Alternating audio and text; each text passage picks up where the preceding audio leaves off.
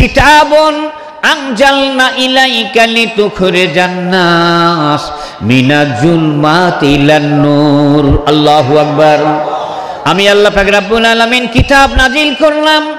আমার কিতাবের স্বভাব হলো মানুষগুলো অন্ধকারের মধ্যে হাবুডুবু খাচ্ছেন, এই লোকগুলোকে টানিয়া হিচড়াইয়া বাহির করিয়া আলোর পথে বসিয়ে দেওয়ার জন্য আমি আল্লাহ পাক রব্বুল আলামিন এই কোরআন নাজিল করেছি। বলুন সুবহানাল্লাহ।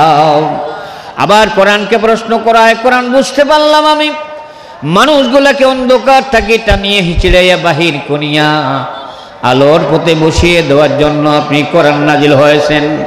এছাড়া তোমার আর অন্য কোনো স্বভাব আছে কিনা? আবার কোরআন ঘোষণা দিয়ে দিলেন, নাযালনা আলাইকাল কিতাবা তিবয়ানান লিকুল্লি শাইইন ওয়া রাহমা ওয়া বুশরা লিল মুসলিমিন। হাবিব, তাদেরকে তুমি জানিয়ে দিয়ে দাও আদম থেকে শুরু করিয়া কিয়ামত পর্যন্ত আমি আল্লাহ পাক রব্বুল আলামিন পৃথিবীর মধ্যে আমি যাহা সৃষ্টি করেছি এবং যাহা সৃষ্টি করব প্রত্যেকটা বিষয়ের ব্যাখ্যা সহকারে আমি আল্লাহ কোরআনে ঢুকিয়ে দিয়েছি এবং মস্তিষ্কের মধ্যে তোমার সেটিং করে দিয়েছি। ও আমার হাবিব রে, তাদের তুমি জানিয়ে দিয়ে দাও এই কোরআন সুন্দরভাবে সেটিং করা অবস্থায় যারা সামনে মার্চ করবে, যারা মস্তিষ্ক অবনষ্ট করবে, পিছন দিকে ঘুরিয়ে যাবে না। আমি আল্লাহ ঘোষণা দিলাম রহমত এবং বরকত দিয়া ওই বান্দার গোটা জীবনটা পরিপূর্ণ করে দিয়ে জান্নাতের মধ্যে তাকে ঢুকাইয়ে দেওয়া হবে। সুবহানাল্লাহ। চিৎকার করুন সুবহানাল্লাহ। ওই ব্যক্তিগুলোর জন্য নয় যারা নামাজ পড়ে তার স্ত্রীর মাথায় ঢাকা নাই, নামাজ পড়ে তার সাবালিকা মেয়ে বিনা বোরখায় কলেজ স্কুলে যায়, নামাজ পড়ে সুধী ব্যাংকের সঙ্গে লেনদেন করে সুদ সুদ, নামাজ পড়ে এই কোরআনের দোল বাদ দিয়া অন্য দোলের মধ্যে দৌড়াদৌড়ি করে। কোরআনের দোল আছে না? না জোরে কোনলা? কোরআনের দোল আছে না? সৎ লোকের শাসন, আল্লাহর কোরআনে আইন জমিনে বাস্তবায়ন করার দোল আছে না? নাই। এই দোল বাদ দিয়া অন্য দলের মধ্যে সম্পর্ক যারা রাখে, অন্য দলের সঙ্গে যারা দৌড়াদৌড়ি করে, আল্লাহ পাক রব্বুল আলামিন স্পষ্টভাবে ঘোষণা দিয়েছেন ওর পৃথিবীর মধ্যে যত নেক আমল করবে, নামাজ পড়বে, রোজা করবে, যাকাত দিবে, তাহাজ্জুদ নামাজ পড়বে, তিনি হজ করবেন, আরো দুনিয়ার সমস্ত ইবাদত যদি করে আমি আল্লাহ ঘোষণা দিলাম তার একটা ইবাদতকে কবুল করা হবে না। নাউজুবিল্লাহ বললেন না? জোরে কোন না নাউজুবিল্লাহ? কোনো ইবাদত তাদের কবুল করা হবে না। এজন্য আপনাদের সামনে আজকে আপনারা তো নিজেও জানেন বৃহত্তর বিরল থানার মধ্যে এমন কোনো জায়গা বাদ নাই আপনাদের বিরল থানার মানুষ আমাকে স্মরণ করে না। ম্যাক্সিমাম জায়গাতে আমি আপনাদের বিরল থানার মধ্যে আমি আলোচনা করি। আলোচনা করার মুখ্য উদ্দেশ্য আমার থাকে যে আমরা যেই লোকগুলি প্রোগ্রাম শোনার জন্য এসেছি, আমরা যে তাফসীরুল কোরআন মাহফিলের কাছে এসেছি, নিশ্চয় একটা উদ্দেশ্যকে সামনে রেখে, সেই উদ্দেশ্য হচ্ছে নেক আমল করার জন্য, নেক কথাবার্তাগুলি শ্রবণ করার জন্য এবং সুন্দরভাবে সমাজ একটা নেক পরিণতি মাফিক, নেক দৃষ্টিকোণ মাফিক একটা সুন্দর সমাজ গঠন করার লক্ষ্যেই আমরা এই ধরনের প্রোগ্রামের মধ্যে যাতায়াত করি। আলহামদুলিল্লাহ বলি। কারণ আমরা নিজেরাও জানি গত 17টি বছর যেটা গত হয়ে গেছে, গত 5 তারিখে আগস্টের আমরা যে বিজয় লাভ করেছি, আজকে আমরা সুন্দরভাবে কোরআনের কথাবার্তাগুলি আমরা বাংলার জমিনের ময়দানের মধ্যে আমরা বলতে পারতেছি। ঠিক না বেটি? জোরে করো। কত কোরআনে আলোচকদেরকে যে বেইজ্জতি করা হয়েছে স্টেজের মধ্যে, বাংলাদেশের মধ্যে এর হদিস নাই। এমনকি আলোচক স্টেজ থেকে নেমে যাওয়ার পরে রাস্তা থেকে তাকে কিডন্যাপ করা হয়েছে এবং তাকে আয়না ঘরে পর্যন্ত ঢুকে রাখা হয়েছে। কোনো অপরাধ নাই। শুধু ক্ষতি নয়, এ দেশের মধ্যে আমরা যারা বসবাস করতেছি বর্তমান যে পরিস্থিতি মাফিক 5 তারিখের পর থেকে শুরু করিয়া আজ অবধি পর্যন্ত যে সম্মানিত ভদ্রলোক, যে সম্মানিত ভদ্র মানুষ ডক্টর ইউনূস সাহেব যে দেশকে যেভাবে সুন্দরভাবে সুচারুভাবে পরিচালনা করতেছেন, পেপার পত্রিকা হয়তো আপনারা দেখতেছেন, লক্ষ লক্ষ কোটি কোটি মার্কিন ডলার বাংলাদেশটাকে বিক্রি করে 3-7 বার বিক্রি করলেও অর্থ যেটা আসবে তারপরে ঋণগুলো পরিশোধ করে যাইতো না। এত ঋণগ্রস্ত অবস্থায় রেখে দিয়েছিল বাংলাদেশ। শুধু এটাই নয়, কোনো ব্যাংকের মধ্যে টাকা ছিল না। ডক্টর ইউনূস সাহেব ক্ষমতা হাতে নেওয়ার পরে এই বেচারার গোটা পৃথিবীর মধ্যে টাটকা টাটকা মিনিমাম 200 রাষ্ট্র প্রধানদের সঙ্গে তার দারুণ সুন্দর সম্পর্ক রয়েছে, আলহামদুলিল্লাহ বলি। যেখানেই তিনি গিয়েছেন আমাদের দেশের সম্পর্কে ঘোষণা দিয়েছে।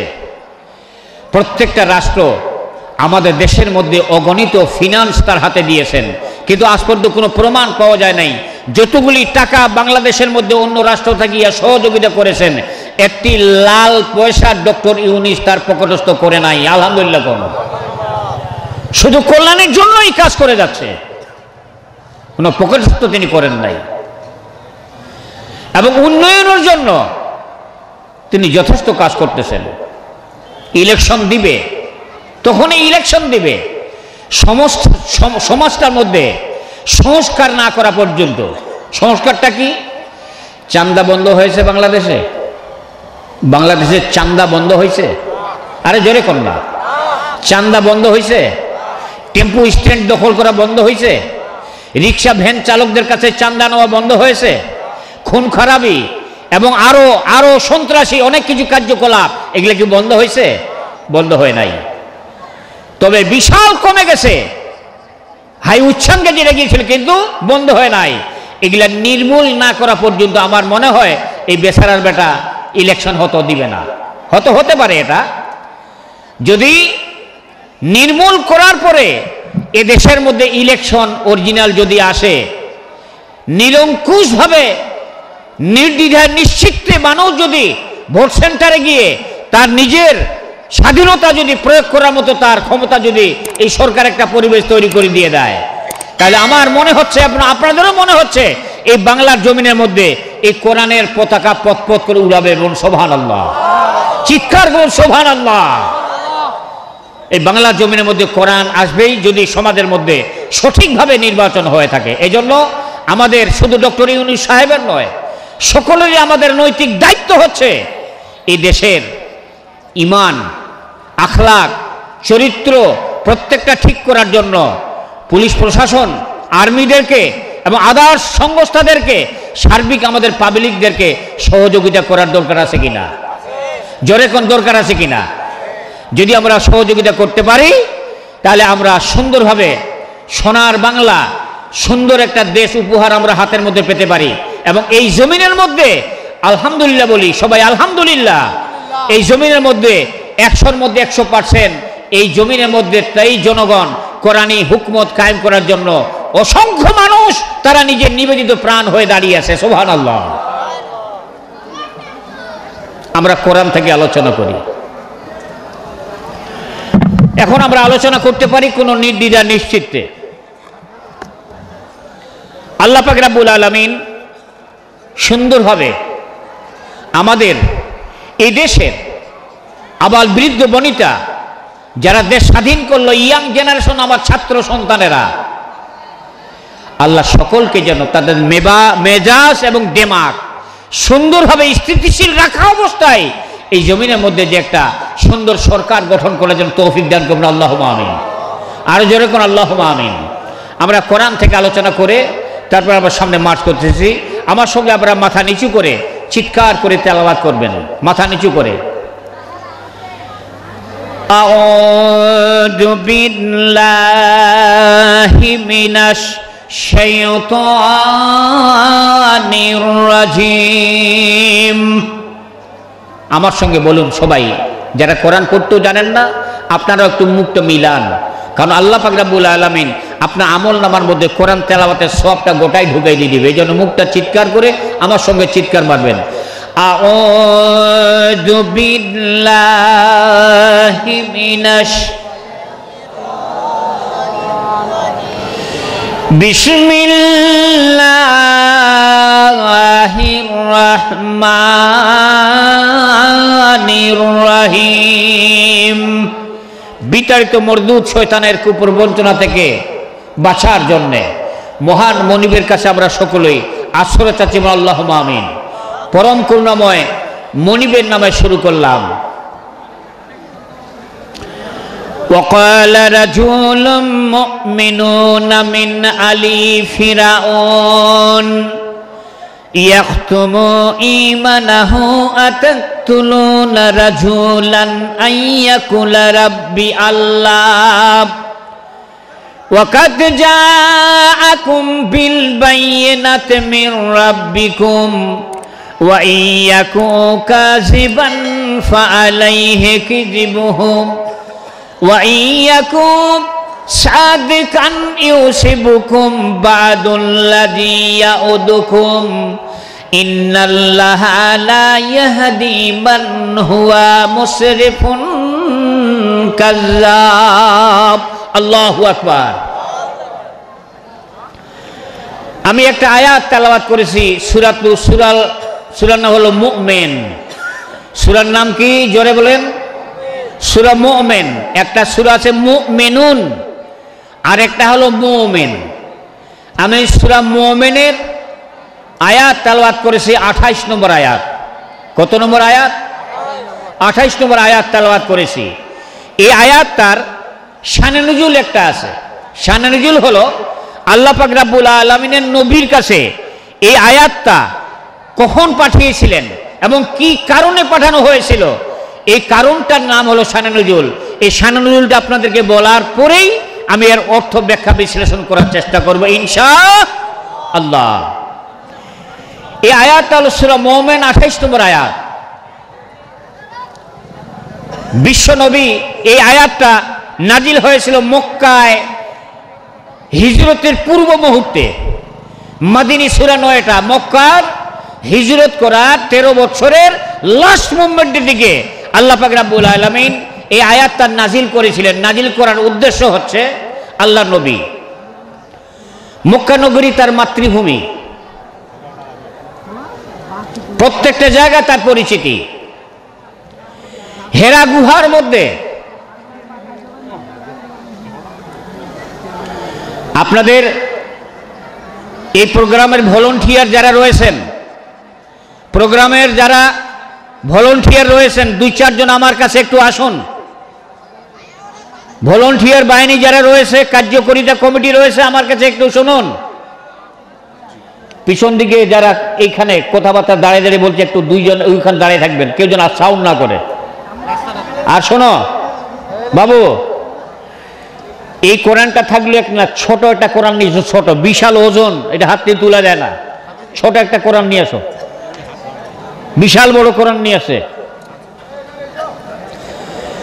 মাক্কি জীবনের নবুয়ত প্রাপ্তির লাস্ট মুভমেন্টের দিকে আল্লাহ পাক রব্বুল আলামিন আয়াত নাজিল কেন করলেন, কোন সময়টা প্রেক্ষাপট ছিল?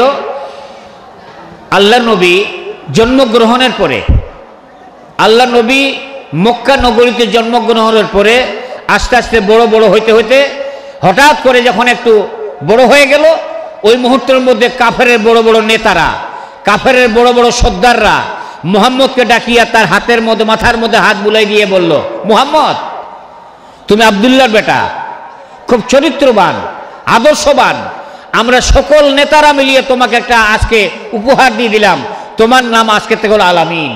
কি নাম জোরে কোন?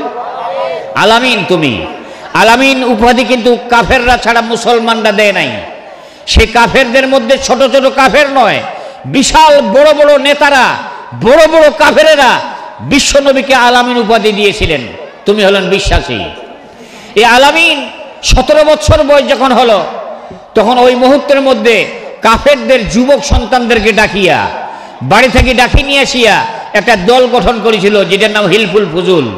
এই হিলফুল ফুজুল এই দলটার কার্যকলাপ ছিল মানুষ হত্যা করা যাবে না, অন্যায় কাজ করা যাবে না, কাউকে মারা যাবে না, কন্যা সন্তানদেরকে জীবন্ত কবর দেওয়া যাবে না, ধর্ষণ করা যাবে না, ব্যভিচার করা যাবে না, এই কাজগুলা যেন নিষেধ, এগুলো সম্পন্ন। আল্লাহর নবী তখন হন নাই, যুবক মুহাম্মদ 17 বছর বয়স, সমস্ত যুবকদেরকে নিয়ে মক্কা নগরীর এমন কোন কাফের বাড়ির দরজা নাই যে তারা দরজা নক করিয়ে দাওয়াতটা পৌঁছায় নাই।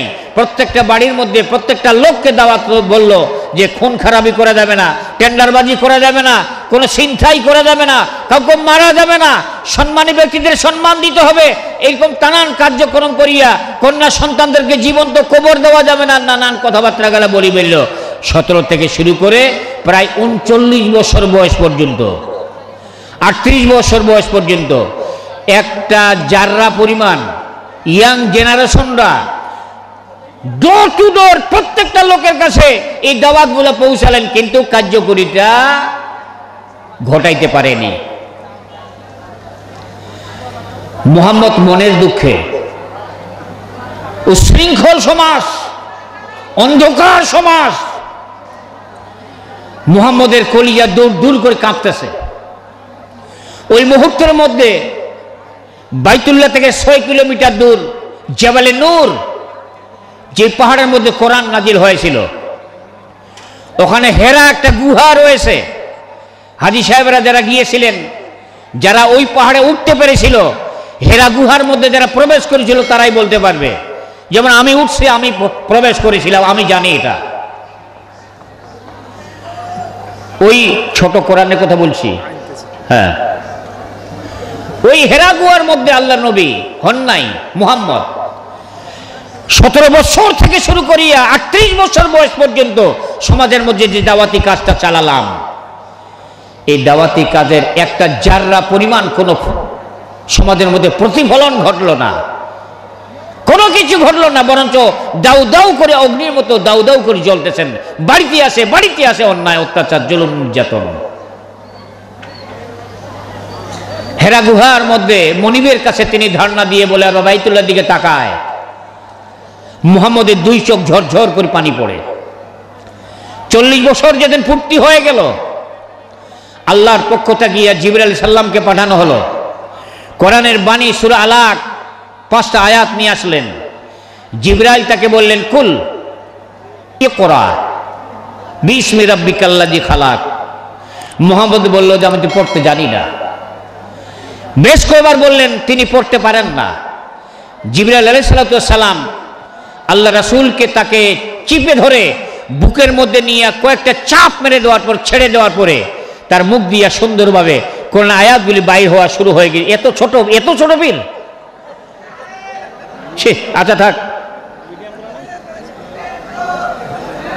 আচ্ছা থাক, যদি না থাকে দরকার নাই।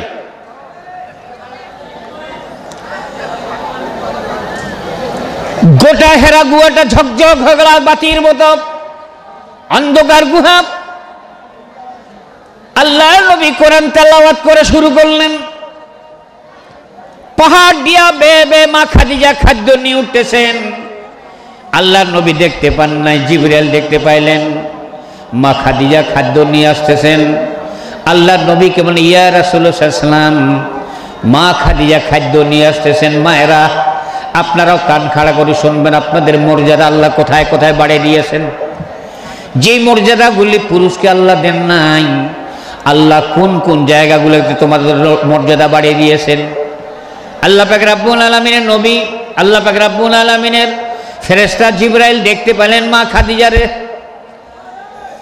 আল্লাহ নবীকে বলেন, হুজুর আমি চলে গেলাম, ওই যে মা খাদিজা আপনার জন্য খাদ্য নিয়ে আসতেছেন। মহান আল্লাহ পাক রব্বুল আলামিন মা খাদিজারে সালাম দিয়েছেন, তার সঙ্গে আমি জিবরাইলও তাকে সালাম দিয়ে দিয়েন। মা খাদিজার জন্য সুসংবাদ এটা। জিবরাইল চলে যাওয়ার পরে হেরা গুহাটা হলো অন্ধকার। যখন এই হেরা গুহার মধ্যে জিবরাইল পালাই যাওয়ার পরে, চলে যাওয়ার পর যখন মা খাদিজা ঢুকলেন, দেখতেছেন অন্ধকার গুহাটা ঝকঝকা বাতির মতো হয়ে গেছে। সুবহানাল্লাহ বলি। শুধু এটাই নয়, জান্নাতের মেশকে আম্বরের ঘ্রাণ পর্যন্ত ওই গুহার মধ্যে পাওয়া যায়। মা খাদিজা প্রফুল্ল হয়ে গেল। কোনো কথাবার্তা বলতে পারতেছেন না। জিবরাইল আলাইহিস সালাম চলে যাওয়ার পরে বিশ্ব নবী জনাবে মুহাম্মদ রাসূলুল্লাহ সাল্লাল্লাহু আলাইহি সাল্লাম খাদিজাকে বলেন, খাদিজা কোনো টেনশনের কারণ নাই, কোনো চিন্তার কারণ নাই।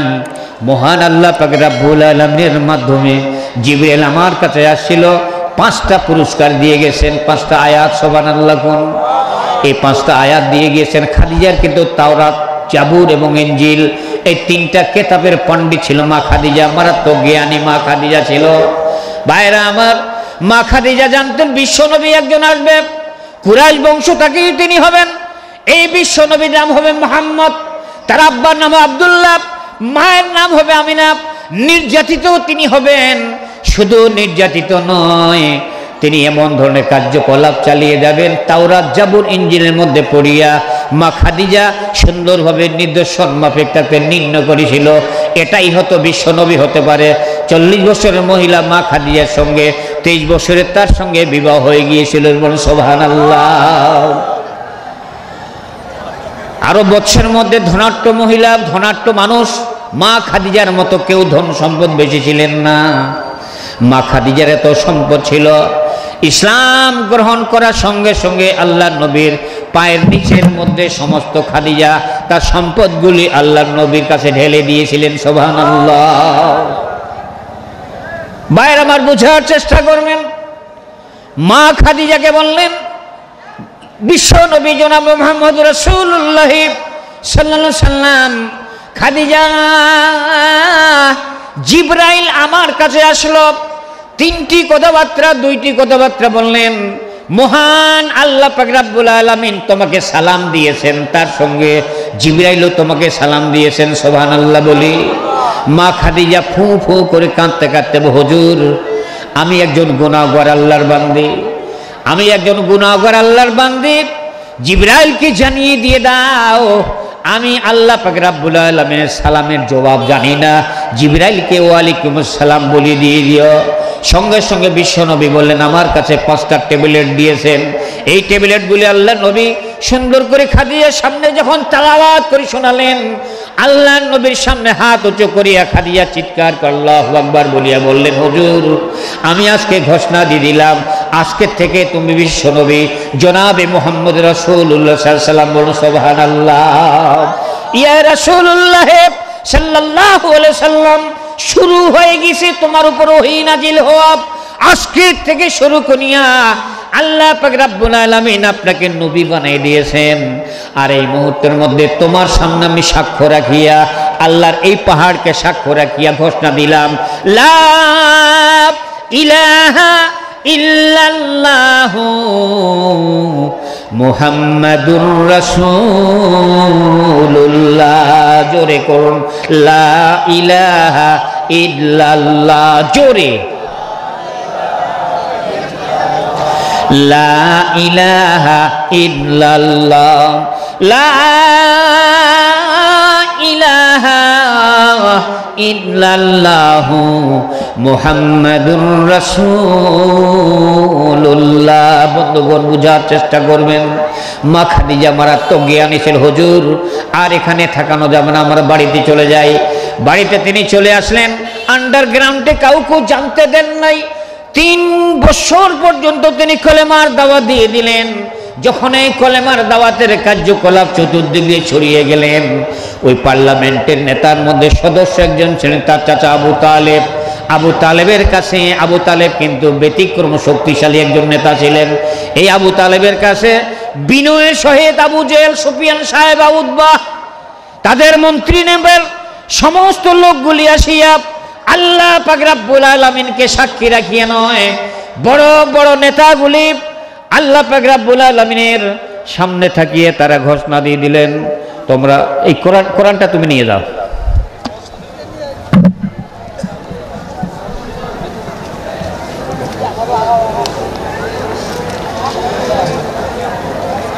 আল্লাহ নবী সুন্দর করে কোরআন তেলাওয়াত করা শুরু করে দিলেন, আন্ডারগ্রাউন্ডের দাওয়াত শুরু করে দিয়ে দিলেন, কাউকে জানতে দেন নাই। কিন্তু হযরত আল্লাহর রাসূল তার চাচা আবু তালেব ইসলাম গ্রহণ করে নাই। আবু তালেবের কাছে সাহেবা উতবা বড় বড় নেতারা সেই ঘোষণা দিলেন, আবু তালেব তোমার কাছে আমরা একটা প্রস্তাব নিয়ে আসি। প্রস্তাব হচ্ছে তোমার ভাতিজাকে আমরা আলামিন উপাধি দিয়ে দিয়েছিলাম। হঠাৎ করে আমাদের সমাজের মধ্যে বৈষম্য ভাব সৃষ্টি করে দিয়েছে তোমার ভাতিজা।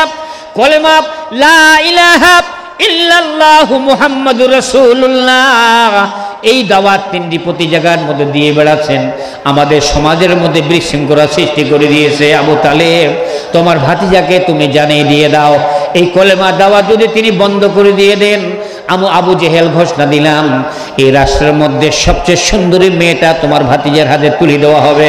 দ্বিতীয় নম্বর হলো এই রাষ্ট্রের মধ্যে সবচেয়ে দামি বাড়িটা তাকে দেওয়া হবে। তৃতীয় নম্বর হচ্ছে সবচেয়ে বড় তাকে ধনী বানিয়ে দেওয়া হবে। এই প্রস্তাব দিয়ে যখন আবু তালেবকে ভাতিজার কাছে পাঠিয়ে দেওয়া হয়, ভাতিজার কাছে বললেন, তার চাচা যখন তার ভাতিজার সামনে কথাবার্তা বলতেন, আলহামদুলিল্লাহ বলি আমরা, জোরে কোন আলহামদুলিল্লাহ। এত বড় নেতা তার ভাতিজা, তার চাচা তার ভাতিজার সামনে যখন কথাবার্তা বলতো মাথা নিচু করিয়া আদবের সহিত কথা বলতেন, সুবহানাল্লাহ। পিছন থেকে বললেন, মুহাম্মদ ভাতিজারে, পার্লামেন্ট থেকে আসলাম, নেতারা আমাকে প্রস্তাব দিয়েছেন তিনটা, বাবা জানিয়ে রাখো, তুমি মানবে না মানবে জানি না। আবু জেহেল নেতা ঘোষণা দিয়েছেন, তুমি যদি কলেমার কথাবার্তা বাদ দিয়ে দাও, কলেমার যদি আওয়াজ হুঙ্কার যদি বাদ দিয়ে দাও, স্টপ যদি করে দিয়ে দাও, এই সমাজের মধ্যে সবচেয়ে রমণীক সুন্দরীটা তোমার সঙ্গে বিবাহ দিয়ে আবু জেহেল নেতা তোমাকে বড় বিল্ডিং উপহার দিয়ে দিবেন। তৃতীয় নম্বর হচ্ছে তোমাকে বিশাল ধনী বানিয়ে দিয়ে দিবেন। আল্লাহ নবী তার চাচাকে হাসতে হাসতে মুস্কি হাসি দিয়ে কথা বললেন না, সুবহানাল্লাহ কোন জোরে কোন সুবহানাল্লাহ। আল্লাহ পাক রব্বুল নবী তার চাচাকে বলেন, চাচা ঈসা চলে যাওয়ার পর 550 বছর এই জমিন ফাঁকা ছিল। ঈসা চলে যাওয়ার পর বিশ্ব নবী আসা পর্যন্ত জমিনটা ফাঁকা ছিল 550 বছর। কত বছর? আরো জোরে কোন। 550 বছর জমিন ফাঁকা ছিল। 550 বছরের পুরানা মেশিন, এটাকে ওয়ার্লিং করার জন্য মহান আল্লাহ পাক রব্বুল আলামিন মেকার করিয়া আমাকে পাঠাইছেন। আমি 40 বছর বয়স যখন হলো তখন মেশিনটা খুলে ফেললাম। খুলে ফেলিয়া দেখতেছি অসংখ্য পার্টস নষ্ট হয়ে গিয়েছেন। চাচা আমি মেশিনটার সুন্দর করে পার্টসগুলো আল্লাহ পাঠাচ্ছেন আর সেটিং করিয়া আমি মেশিনটাকে ওকে করতেছি। চাচা তোমার নেতাকে জানিয়ে দিয়ে দাও, আমার পিছন দিকে ঘুরিয়ে তাকার একটা সেকেন্ড কথাবার্তা বলার সময় নাই। আলহামদুলিল্লাহ বলেন। চাচা তোমার নেতাকে জানিয়ে দিয়ে দাও, এটা তো পৃথিবীর সামগ্রী আমার হাতে তুলে দিতে চেয়েছেন, আমি ঘোষণা দিয়ে দিলাম। চাচা তোমার নেতাকে জানিয়ে দাও, ডান হাতের মধ্যে সূর্য, বাম হাতের মধ্যে চন্দ্র দেওয়ার মতো তোমার নেতা যদি ক্ষমতা থাকে, আমি আল্লাহর কসম খেয়ে বললাম, আমি যে কলেমার দাওয়া শুরু করে দিয়েছি, একটা সেকেন্ডের জন্য পিছন দিকে ফিরিয়ে তাকাবো না। সুবহানাল্লাহ, চিৎকার করুন সুবহানাল্লাহ। নেতাকে জানিয়ে দেওয়া হলো, কোনো কিছু বললেন না। একজন নেতা যার সন্তান ওয়ালিদ বিন মুগীরা একটা রং টক করলেন, মুহাম্মদ যদি আমার সামনে যদি পড়ে যায় তাকে দুনিয়া থেকে বিদায় করে দেওয়া হবে। এই কথাটা আবু তালেবের কানে ঢুকলো। আবুল উঠাইয়া হাত উঁচু করিয়া ও মুগীরাকে ঘোষণা দিয়ে দিলেন, তার চাচা। সুবহানাল্লাহ। ও মুগীরা রে, জানিয়ে রাখো, তুমি আমার ভাতিজাকে যারা চিৎকার করে গালি দিয়ে দিবে, আমার আবু তালেবের কানের মধ্যে যদি ঢুকে যায়, আমি কসম খেয়ে ঘোষণা দিলাম তার জিহ্বাটা বাহির করিয়া কেঁচি দিয়ে কাটি ফেলা হবে। আমার ভাতিজাকে যদি কেউ চড় মারে, আমি আবু তালেব ঘোষণা দিলাম, যেই হাত চড় মারবে গোড়ার থেকে তার হাত কেটে ফেলা হবে। আমার ভাতিজা যদি কেউ লাথি মারে দিয়ে দেয়, আমি আবু তালেব ঘোষণা দিলাম তার গোড়ার থেকে পাটা কাটিয়ে ফেলা হবে। বলুন সুবহানাল্লাহ, চিৎকার করুন সুবহানাল্লাহ। কোন কাফেররা মুহাম্মদের উপর কথা বলতে পারে না, তার চাচা আবু তালেবের কারণে। এমনি করিয়া যখন দাওয়াতি কাজ সম্প্রসারণ শুরু করল, হঠাৎ করিয়া 10 বছর 11 বছর অতিক্রম করার পর 12 বছর অতিক্রম যখন করা করা ভাব, তখন তার চাচা কিন্তু পৃথিবীর থেকে বিদায় হয়ে যায় আবু তালেব। তার কয়দিন পরে তার স্ত্রী মা খাদিজাও কিন্তু মারা যায়। তিনি শূন্যহীন হয়ে গেল। আল্লাহর নবী হাতের মধ্যে কোনো শক্তি নাই, পরামর্শদাতা বলতে কেউ নাই। এই মুহূর্তের মধ্যে আল্লাহ পাক রব্বুল আলামিন তাকে সরাসরি সুন্দরভাবে এই পৃথিবীর প্রধানমন্ত্রী তাকে বানাবেন। কে? জোরে কোন না, আরো জোরে কোন। আল্লাহ তাকে প্রধানমন্ত্রী বানানোর জন্য হিজরতের পূর্বর মুহূর্তে কয়েকদিন আগে 49 দিন পূর্বে আল্লাহ পাক রব্বুল আলামিন তার হাবিবকে সুবহানাল্লাযী আসরা বিআবদিহি লাইলাম মিনাল মসজিদুল হারাম, বনি ইসরাইল সূরা পড়বেন। আল্লাহ পাক রব্বুল আলামিনের নবীকে তিনি উঠাই নিয়া সুন্দরভাবে সপ্তম আসমান পাড়ে দিয়া আল্লাহ পাক রব্বুল আলামিনের নবীকে তিনি মেরাজ করাইছিলেন। বলুন সুবহানাল্লাহ। মেরাজে ছিলেন 27 বছর। কত বছর? জোরে করলা। কত বছর? 27 বছর। পৃথিবীর হলো 8 থেকে 10 সেকেন্ড। পৃথিবীর সময়ের মূল্য কতটুকু? 8 থেকে 10 সেকেন্ড, বেশি সময় নয়। ওই যে আল্লাহ নবী মেরাজে যাচ্ছিলেন, উজু করে গেল, উজু করে ঘুরে আসার পর দেখছে পানিটা গড়তেছে। ঠিক আছে কিনা? পানিটা গড়ি শেষ হয়, পানিটা গড়তেছে, দরজা লাগাই দিয়ে গেছে, সুসাটা নড়তেছে। মেরাজ থেকে 27 বছর ঘুরে আসার পর দেখতেছে তার দরজার শিশাটা নড়তেইছে। সুবহানাল্লাহ। অর্থাৎ সময়ের মধ্যে আল্লাহ 144 ধারা জারি করে দিয়েছিল, কেউ তোমরা নড়াচড়া করবে না, বিশ্বনবী ঘুরিয়ে না আসা পর্যন্ত কেউ চলাফেরা করবে না। যতক্ষণ পর্যন্ত আল্লাহ ছিল ওইখানে মেরাজের মধ্যে, ততক্ষণ পর্যন্ত স্টপ ছিল। নবী ঘুরিয়ে আসছে, তারপর আবার চলা শুরু হয়ে গেছে। সুবহানাল্লাহ। আল্লাহ নবীকে মেরাজ ঘুরালেন। খেয়াল করুন আপনারা, লাশ মন্দিরের মধ্যে সপ্তম আসমানের উপরে আল্লাহ পাক রব্বুল আলামিন জিবরাইলকে বললেন, আমার দোস্তকে কোন কোন জায়গা দেখানো হয়েছে? তিনাকে দেখা হয়েছে দাওয়াত দিয়া। বলল, হুজুর আল্লাহ কোন জায়গা বাদ নাই, সব জায়গা ঠেকাই দিয়েছি। বলল, জান্নাত দেখাইছো নাকি? না আল্লাহ জান্নাত দেখায় নাই, আমার হাবিবকে জান্নাতের মধ্যে ঢুকে দিয়ে জান্নাত দেখাই নিয়ে আসো। সুবহানাল্লাহ। আল্লাহ পাক রব্বুল নবীকে জিবরাইল নিয়ে গেলেন জান্নাতের মধ্যে। জান্নাতের মধ্যে প্রবেশ করলেন, গোটা জান্নাত ঘুরতেছেন। ওই মুহূর্তের মধ্যে মহান আল্লাহ পাক রব্বুল আলামিন জিবরাইলকে বললেন, জিবরাইল আমার হাবিবকে তুমি জানিয়ে দিয়ে দাও, আমার হাবিবকে জানিয়ে দিয়ে দাও, জান্নাতে যারা প্রবেশ করে আর এরা কোনোদিন বাইর হয় না। আলহামদুলিল্লাহ বলেন। জান্নাতে যারা প্রবেশ করে এরা বাইর হয় নাকি? এরা বাইর হয় না।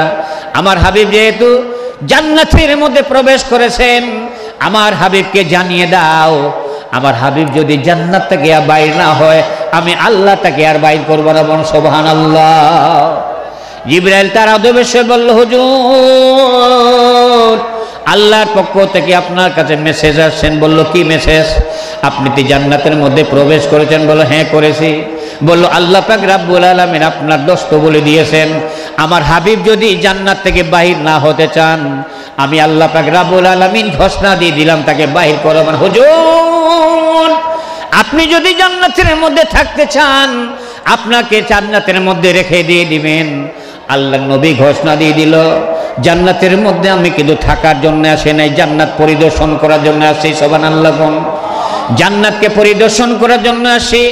জিবরাইল তুমি মনিবকে জানিয়ে দিয়ে দাও, আমি জান্নাতের মধ্যে একাই ঢুকবো না, আমি যেদিন জান্নাতের মধ্যে প্রবেশ করব একাই প্রবেশ করব না, পৃথিবীর মধ্যে আমার যতগুলা উম্মতি মুহাম্মদী আমার উম্মত রয়েছে, একটা উম্মতকে আমি বাদ দিব না, সমস্ত উম্মতদেরকে নিয়ে আমি জান্নাতে ঢুকবো। বল সুবহানাল্লাহ। চিৎকার করো সুবহানাল্লাহ। আল্লাহ নবী জান্নাতের মধ্যে ঢুকলো না, থাকলো না, বললো আমার উম্মতদেরকে ছাড়া কিন্তু আমি একাই জান্নাতে আসবো না, সকল উম্মতদেরকে নিয়ে আমি আল্লাহ পাক রব্বুল আলামিনের কাছে পারমিশন নিয়া তার জান্নাতের মধ্যে প্রবেশ করব। জান্নাতের থেকে তিনি বাইর হইয়া পৃথিবীর মধ্যে তিনি চলে আসলেন ট্রেনিং দেওয়ার পরে। ট্রেনিং যখন দিয়ে দিলেন, ট্রেনিং দেওয়ার পরে যখন তারপর অকথ্য মারামারি নির্যাতন যখন শুরু হয়ে গেল, মানুষ আর মানুষ থাকতেছে না। যেখানে ইসলামী আন্দোলনের লোক দেখে সেখানেই ঢুকে হত্যা করে, যেখানে 2-4 জন 10 জন দেখে সাহাবীদেরকে ওখানেই ধরে নিয়ে যাইয়া তাদেরকে গুম করা হয়, এদেরকে ফাঁসির লটকা হয়, এদেরকে দুনিয়া থেকে বিদায় করা হয়। নানান কার্যকলাপ, আযাবের মধ্যে আযাব, শুরু করে আবু জেহেল নেতা। ওই মুহূর্তের মধ্যে তারা চিন্তা ভাবনা করলেন, যদি আমরা আল্লাহর নবীর পক্ষে যদি থেকে যাই, আর যে হারে সরকার বাহাদুর মারা শুরু করে দিয়েছেন, যে হারে সরকার বাহাদুর আল্লাহর নবীর সাহাবীদেরকে এবং নবীকে মারা শুরু করে দিয়েছে, আমরা যদি থাকি তাহলে একটা মানুষকে রাখবে না, তামান মানুষ সমস্ত ধ্বংস হয়ে যাবে। এই জন্য কিছু কিছু মুসলমান ইসলাম গ্রহণ করার পর ইসলামে থাকবে না, আবু জেহেলের দলে যাবে। এরকম নানান চিন্তা ভাবনা করতে করতেছিলেন। আল্লাহর নবী যখন বিব্রত করে পড়ে গেল, মহান আল্লাহ পাক রব্বুল আলামিন তখন সূরা মুমিন 28 নম্বর আয়াতটা আল্লাহ তখন নাজিল করেছিলেন। বলুন সুবহানাল্লাহ, চিৎকার করে সুবহানাল্লাহ। যে আয়াত তেলাওয়াত আপনাদের সামনে করেছি আমি, সূরা মুমিন 28 নম্বর আয়াত। হিজরতের পূর্ব মুহূর্তের মধ্যে আল্লাহ পাক রব্বুল আলামিন যখন মানুষ, কেন আপনারা দেখেন নাই বিরল থানাতে 17 বছর যেই সরকার ক্ষমতা চালাইলো, আলেমদেরকে আলেম মানে করতেন না। আমি তো দেখছি ডাইন পাশে হিন্দু, বাম পাশে মুসলমান, ওদের বড় বড় নেতারা, এরা যেগুলা কথাবার্তা বক্তৃতা দিবা দে কইবি সেগুলা কথা বলতে হবে, নাহলে স্টেজে আমরা থাকতে পারতাম না। শুধু বিরল থানা নয়, গোটা বাংলাদেশের অবস্থা তাই ছিল কিনা জোরে কর। তাদের কাছে জিম্মি ছিল গোটা সমাজ, তাদের কোরআন নাই জানা, হাদিস নাই জানা, আদর্শ নাই, চরিত্র নাই, নামাজ নাই, কালাম নাই, কোনো কিছু নাই, সম্পূর্ণ মানুষটাই হারামি। এদের কাছে গোটা সমাজ জিম্মি ছিল। ওই জিম্মি অবস্থায় মাতৃ জীবন যখন লাস্ট মুভমেন্টে রাসূল দেখলেন এই দলের মধ্যে, আমার দলের মধ্যে আর লোক থাকার কথাবার্তা নয়, তামার লোকগুলা পালিয়ে যাওয়া উপক্রম হয়ে গিয়েছে, আল্লাহ পাক রব্বুল আলামিন সূরা মুমিন 28 নম্বর আয়াত তখন সুন্দর করে নাজিল করলেন। এই আয়াতটা যখনই জানিয়ে দিল, সমস্ত মুসলমানগুলি তারা নতুন জীবন ফিরে গেল। বল সুবহানাল্লাহ। এখন আমরা আয়াতটার অর্থ করি। বিসমিল্লাহির রাহমানির রহিম। وقال رجل مؤمن من آل فرعون يكتم إيمانه أتقتلون رجلا أن يقول ربي الله। ফেরাউনের দলের একজন উঁচু পদস্থ কর্মচারী, একজন উঁচু পদস্থ কর্মচারী আন্ডারগ্রাউন্ডে মুসার প্রতি ঈমান নিয়ে আসছিল, কাউকে জানতে দেন নাই। সুবহানাল্লাহ বলি।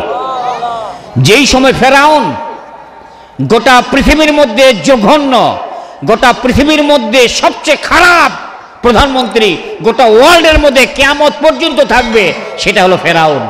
ফেরাউনের মতো নিকৃষ্ট প্রধানমন্ত্রী এই আল্লাহর জমিনে জন্ম কোনোদিন নিবেও না, হবেও না। এই ফেরাউন আল্লাহ পাক রব্বুল আলামিন তার লাশটাকে রাখছে কিনা, জমিনের মধ্যে আছে কিনা? ফেরাউনের লাশ আসে না শেষ? কি আসে না শেষ? কারা কারা ফেরাউনের লাশ দেখছেন একটু হাত তুলে দেখান তো। ফেরাউনের লাশ কারা কারা দেখছেন? টিভিতে হোক আর যেখানে হোক দেখছেন যারা, বা পেপার পত্রিকায় হোক চোখ দিয়ে দেখছেন ফেরাউনের লাশ কারা কারা, হাত তুলে দেখান না যারা যারা দেখছেন। যারা দেখেন নাই আপনারা দেখার চেষ্টা করবেন। ফেসবুকের মধ্যেও তার লাশটা এখনো কিন্তু পাঠাই, গোটা পৃথিবীর মানুষকে দেখায় ফেরাউনের লাশটা। এই বেটা ফেরাউন তার কর্মচারীরা এতটুকুন যদি ইসলামের পক্ষে যদি কথাবার্তা বলতেন, সঙ্গে তাকে দুনিয়া থেকে আউট করে দিত। কিন্তু আমি যে আয়াত তেলাওয়াত করেছি এটা বোঝার চেষ্টা করবেন। 5 তারিখে জমিন বিজয় হয়েছে, আমি বলি বিজয় হয়নি। 5 তারিখে বাংলার জমিন বিজয় হয়েছে, আমি বলি ম্যাক্সিমাম জায়গাতে বিজয় হয় নাই। যেহেতু কোরআনী হুকমত কায়েম হয়নি, যেহেতু কোরআনী হুকমত কায়েম হয় নাই, এই জন্য বিজয় হয় নাই। যেদিন এই দেশের মধ্যে, খেয়াল করবেন আয়াতকে সামনে রেখে কথা বলছি আমি, যেদিন এই সমাজের মধ্যে সরকার বাহাদুর ইলেকশনের ঘোষণা দিবে, ইলেকশন কোন জায়গার মধ্যে আপনাদের এই এলাকার হয়? ওই নাকি ভোটের চোখের হাট, ওই এলাকার মধ্যে ইসলাম যারা কায়েম করতে চান, ইসলাম যারা প্রতিষ্ঠা করতে চান, ওই এলাকাটাকে ঘেরাও করে ধরি থাকানোর জন্য, কারণ ইসলামকে প্রতিষ্ঠা হতে দিবে না, ইসলামকে কায়েম হতে দিবে না। এজন্য সমাজের মধ্যে যত প্রকার অপপ্রচার, যত প্রকার অন্যায় অত্যাচার, জুলুম নির্যাতন দল রয়েছে, কোরআনের বাইরে যত দল আছে, এই দলগুলি তামানগুলা একত্রিত তখন একটা হয়ে যাবে। ওরা একটা জায়গার মধ্যে আঘাত হানাবে, ওই জায়গাতে যারা কোরআনে হুকুমত কায়েম করতে চায় ওই জায়গাতে আঘাত হানাতে চাইবে। এজন্য ওই লোকটি ইসলাম যে গ্রহণ করলো, ফেরাউন মারবে না কি করবে কোনো দেখার বিষয় নয়। আন্ডারগ্রাউন্ড ইসলাম গ্রহণ করলাম মুসার কাছে গিয়ে, আমাকে হক কথা বলতেই হবে, এবং সুবহানাল্লাহ, জনসমুদ্রের মধ্যে আমার হক কথা বলতেই হবে। এই কথাবার্তা বলিয়া যখন ইসলাম গ্রহণ তিনি করলেন, এজন্য যখন সেন্টারের মধ্যে এই দেশের সরকার যেদিন ইলেকশন ঘোষণা দিবে, ইলেকশনের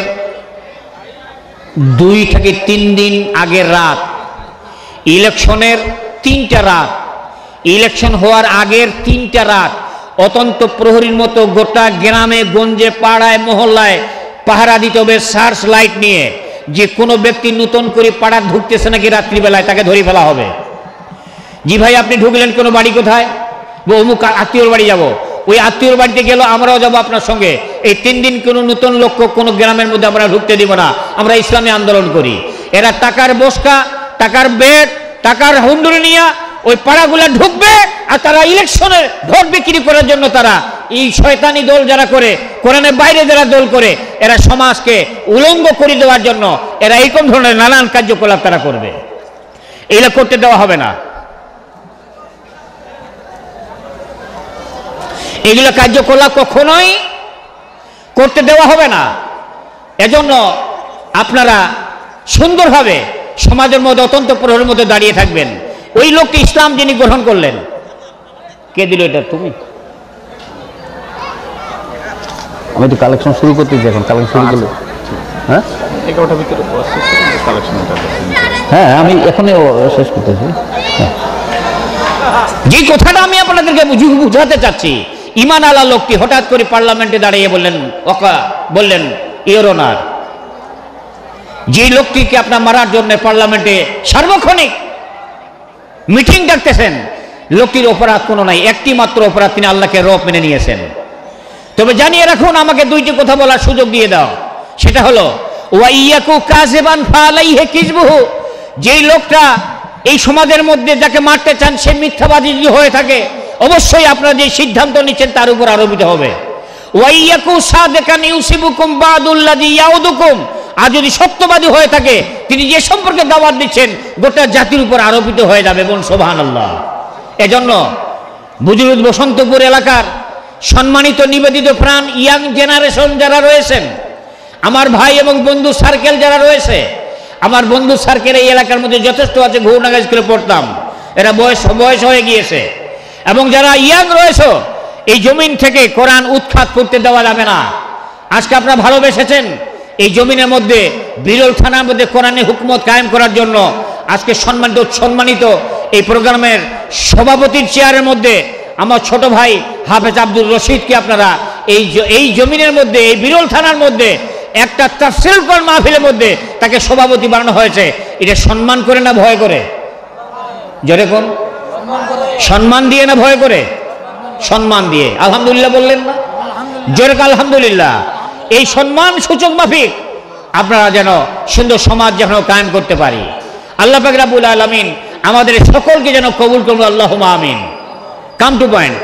ভাইরা আমার, মহান আল্লাহ পাক রব্বুল আলামিন তার বান্দাদের ব্যাপারে বলে দিয়েছেন সুন্দরভাবে, ওয়ালাকাদ জারানা লিজাহান্নামা কাসীরাম মিনাল জিন্নি ওয়াল ইনস লাহুম কুলুবুন লা ইয়াফকাহুনা বিহা ওয়া লাহুম আয়ুনুন লা ইউবসিরুনা বিহা ওয়া লাহুম আযানুন লা ইয়াসমাউনা বিহা উলাইকা কাল আনআম বাল হুম আদাল ওয়া উলাইকা হুমুল গাফিলুন। আল্লাহু আকবার।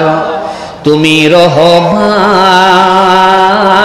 তুমি মেহেরবান। অন্ধ গাহে না শুধু তোমার গুণগান, অন্ধ গাহে না শুধু তোমার গুণগান, বুঝিও বুঝে না তব শান। তুমি রহমান, তুমি মেহেরবান। আল্লাহু আকবার। জনম জনম যদি গাহি তোমার করুণা, গাওয়া শেষ হবে নাহি। জনম জনম যদি গাহি তোমার করুণা, গাওয়া শেষ হবে নাহি। ভরে অভরে না যেমন, ভরে অভরে না যেমন, সাহারায়ে প্রাণ। তুমি রহমান, তুমি মেহেরবান। আল্লাহু আকবার। সূরা আরাফ 179 নম্বর আয়াত, 179 নম্বর আয়াত। আল্লাহ ঘোষণা দিয়েছেন, বান্দারা রে, তিনটা জিনিসের জবাব না দেওয়া পর্যন্ত তোমাদেরকে ছাড় দেওয়া হবে না। মাথার চুল থেকে পায়ের আঙ্গুলে খোসা পর্যন্ত আমি আল্লাহ পাক রব্বুল আলামিন অসংখ্য তোমাদের পাশ দিয়ে দিলাম। কিন্তু কলব নামে একটা তোমাদের সিন্ধুক আছে, এই কলবের মধ্যে তোমরা কি ঢুকাইলা, এরা জবাব দিয়ে তোমাকে করতে হবে। কান নামে একটা জায়গা রয়েছে, কোন জিনিস তোমরা শ্রবণ করতেছ, এটা জবাব দিয়ে না করা পর্যন্ত আগাইতে দিব না। এবং চক্ষু নামেও তোমাদের একটা সম্পদ রয়েছে, এই চক্ষুগুলি ব্যাপারে আমার বুজুর্গ বসন্তপুর এলাকার আমার সম্মানিত যুবক ভাইগুলা এবং যুবক সন্তানেরা, তোমাদেরকে যুব সন্তান আমার নাতি, এখানকার নাতি মিনারুল ইসলাম আমাকে দাওয়াত করেছে। আমার এলাকার সন্তান, তার মা হলো আমার ভাস্তি, সুন্দরভাবে দাওয়াত করেছেন। আমি আপনাদেরকে বলতে চাই, এইরকম মিনারুল ইসলামের মতো যুবক সন্তান যারা রয়েছে, তোমরা হাত ধরে বলতেছি, তোমাদের পায়ে হাত রেখে বলতেছি, তোমরা মোবাইল যখন দেখবা, এই মোবাইলের মধ্যে এই দেশের সরকার নয়, গোটা পৃথিবীর বাম নেতারা শুধু নয়, আরো অনেক অনেক বড় নেতারা এই মোবাইলের মধ্যে, ঘরের মধ্যে তুমি ছাড়া কেউ নাই, এমন জিনিস তুমি তাকাবা, যেটা দেখার সঙ্গে সঙ্গে তোমার জীবনের সমস্ত ইবাদতগুলি ধ্বংস হয়ে যাবে। সোঁটা দিয়া তোমার চোখগুলা যদি ধুই ফেলা হয়, তবু তোমার পবিত্র হবে না। এবং যাহা কিছু করা হোক, আপনাকে কোনোদিন ভালো জায়গার মধ্যে নিয়ে আসানো হবে না, পারবে না। এমন জিনিস মোবাইলের মধ্যে ছেড়ে দেওয়া হয়েছে। ও আমার যুবক সন্তানেরা রে, তোমাদের পায়ে হাত রেখে বললাম, তোমরা চরিত্র যদি সঠিকভাবে রাখতে পারো, ওই দিনটাকে সামনে রাখিয়া, যেদিন কিয়ামত অনুষ্ঠিত হয়ে যাবে আর সে আজিম থাকবে, যুবক সন্তানদেরকে সেদিন আল্লাহ ডাকবেন, ও যুবক সন্তানেরা রে, তোমরা চরিত্রকে যারা ঠিক রাখছিলা, তোমাদের চক্ষুকে ঠিক রাখছিলা, তোমাদের কানকে ঠিক রাখছিলা, তোমাদের কলবকে ঠিক রাখছিলা, এই ঠিক রাখার কারণে জান্নাত থেকে হাউজে কাউসারের পানি নিয়ে আসিয়া এক একটা যুবকের হাতে দেওয়া হবে। আর গোটা এরিয়ার মধ্যে, গোটা কিয়ামতের মাঠের মধ্যে যুবক সন্তানেরা হাউজে কাউসারের পানি বন্টন করবে। ও বুজুর্গ বসন্তপুরের যুবক সন্তানেরা, তোমাদেরকে আমি পায়ে হাত ধরে বললাম, আব্বুরা, তোমরা কোনোদিন খারাপ জিনিস তাকাইও না, তোমরা কোনোদিন খারাপ কথাবার্তা বলিও না, তোমরা কোনোদিন মুরব্বীদের সঙ্গে কোনোদিন রংটক করিও না, তোমরা সার্বক্ষণিক পিতামাতার সঙ্গে কথাবার্তা ভালোভাবে বলবা, পরিবারটা গোটা জান্নাতি পরিবার হিসেবে গ্রহণ করবা, কোরআন তেলাওয়াত করবা, ফজর নামাজের পরে কোরআন তেলাওয়াত করবা, এশা নামাজের পরে বিছানায় যখন যাবে বাবা, তখনও কোরআন তেলাওয়াত করবা। যদি সঠিকভাবে ইলা করে যাইতে পারো, আল্লাহ পাক রব্বুল আলামিন তোমাদেরকে সুন্দরভাবে জান্নাতের মধ্যে নিয়ে যাবে। বলুন সুবহানাল্লাহ, আরো চিৎকার করে সুবহানাল্লাহ। চতুর্দিকে যখন ইসলামকে ধ্বংস করার জন্য দাবানল যখন শুরু হয়ে গেল, আলেম ওলামাদেরকে হত্যা করা হয়, বিশাল ইসলামী আন্দোলন লোকদেরকে কুরবানি দেওয়া হয়, এলাকার মধ্যে সমস্ত লোকগুলোকে এলাকা থেকে ছাড়িয়ে দেওয়া হয়, ওই মুহূর্তের মধ্যেই সুন্দরভাবে 29টা মহিলা একটা যুদ্ধ করার জন্য, সুন্দরভাবে একটা গোষ্ঠীর বিরুদ্ধে লাগার জন্য তিনি গেলেন। 29টা মহিলাকে নিয়ে দাসলা নদী পাড়ের মধ্যে তাম্বু খাটাইল। রোমান সৈন্যরা হলো কাফের, তাদের বিরুদ্ধে যুদ্ধ করার জন্য 29 জন মহিলা যখন তাবু খাটালো, তাবু খাটাইয়া হঠাৎ করে প্রধানমন্ত্রীর কানে গেল যে 29 জন মহিলা নাকি আমাদেরকে মেরে ফেলার জন্য তাবু খাটাইছে নদীর পাড়ে। চতুর্দিক দিয়ে 5000 সৈন্য ঘেরাও করল। দোলনকাল ছিল প্রধানমন্ত্রী সন্তান, চিৎকার করে বলল, ও 29 জন মহিলারা রে, তোমাদের মধ্যে খাওলা নামে একজন হাফেজা আছে, ওকে বাইর হয়ে আসতে বলো। যদি না বাইর হয় 5000 সৈন্য ঘেরাও করে ধরলাম, এদেরকে মেরে ফেলা হবে। এই মুহূর্তের মধ্যে যদি আমার সামনে যদি না চলে আসে, তাহলে আমি তাদের অর্ডার করার সঙ্গে সঙ্গে কুত্তার মতো তারা ছিঁড়ে খাবে। খাওলা তখন ধুরার ভিতর তাকিয়া, তামুর ভিতর তাকিয়া আস্ত মেলা করিয়া হাক থু করে জোরে দিয়ে দিলেন। আর বাতাসকে আল্লাহ বলল, বাতাসটা ধীরে থুতুটা যাইয়া ওই খাওলা করে চিৎকার যে করলো ওর মুখের মধ্যে ঢুকে দিয়ে দাও। আর তামান সৌন্দর্য দেখতে পায় যে বেজ্জতির চরম শীঘ্র যেন পৌঁছে যায়। বল সুবহানাল্লাহ। খাওলা থুতু ছিটাইল আর সুন্দর করে স্লো ভাবে থুতুটা যাইয়া প্রধানমন্ত্রীর বেটার মুখ ফরক করে ঢুকিয়ে গেল। আর সবাই দেখতে পাইল মাথা ঠিক থাকে। অর্ডার দেওয়া হলো, এই মুহূর্তে ধরে তাদের মেরে ফেলাও। হঠাৎ করে মেরে ফেলাও বলিয়া যখন তার ঝাঁপ মারল, 29 জন মহিলাকে খাওয়ালা বলল, বোন রে, কোনো বসে থাকার আর সময় নাই। আল্লাহু আকবার বলিয়া জমিনের মধ্যে বাবলা গাছের ঠাল আর তাম্বুর খুঁটি উঠাইয়া মারা শুরু করলেন। মারতে মারতে 5000 সৈন্য কেউ নদী পার হয়ে পালাইল, কারো চাউয়া ফাটি গেল, কেউ লাশ হয়ে গেল। প্রধানমন্ত্রী আউট, বেটা নাই। এইভাবে যখন মেরে ফেলা হলো, কিছু সৈন্য সেনাপতি কাপড় চোপড় ছিঁড়িয়া ল্যাংটা ম্যাংটা হইয়া প্রধানমন্ত্রীর গড়ে যায়, বল হুজুর যে মাইটটা খাইলাম বাকিগুলা সব শেষ, হারা যান বাঁচাই পালাই এনো চাউয়া মাউয়া ফাটাইয়া। কোথে কি আমার বেটা কই, তোর বেটা আগুন হইছে। এমনি করিয়া যখন বলল 10,000 সৈন্য যখন আবার পাঠালেন, পাঠায়ের সঙ্গে সঙ্গে 29 জন মহিলা 10 জন এই খাওলাকে বললো, বোন আর তো লাঠি মাটি নাই, তেমন ফাটি শেষ, এখন কি করা হবে? ওই মুহূর্তের মধ্যে বলল, কোনো টেনশন করিও না, সৈন্যরা আগে আসতেছেন। ধারাম করে মাটির মধ্যে খাওলা পড়িয়া মাটির মধ্যে কান লাগাইয়া খল খল করে হাসা শুরু করলেন। 29 জন মহিলা বলল, বোন এত বড় বিপদ, আপনি হাসা শুরু করলেন, কি শুনতে পাইলেন আমাদের একটু জানিয়ে দিয়ে দাও। কথা বলার সঙ্গে সঙ্গে খাওলা বলল, বলার সময় নাই, তোমরাও মাটির মধ্যে কান লাগাও, তোমরা শ্রবণ করতে পারবা।